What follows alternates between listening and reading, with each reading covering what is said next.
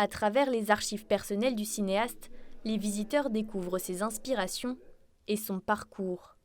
Tout au long de l'exposition, c'est Michel Oslo lui-même qui dévoile les coulisses de son travail. Il présente sa carrière avant de partager son attrait pour les contes, puis quelques années plus tard, pour l'animation. Et si tous les visiteurs ne le connaissent pas, ils se retrouvent pourtant autour d'une seule et même œuvre.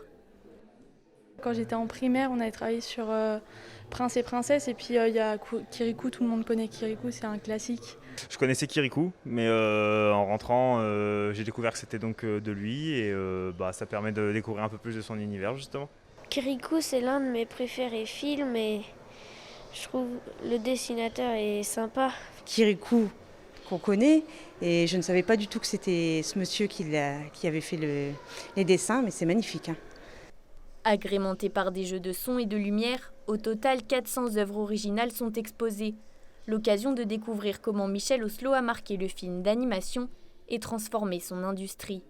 Quand Didier Brunner propose à Michel Oslo de réaliser Kirikou et de faire un long métrage, finalement ce film va changer la donne.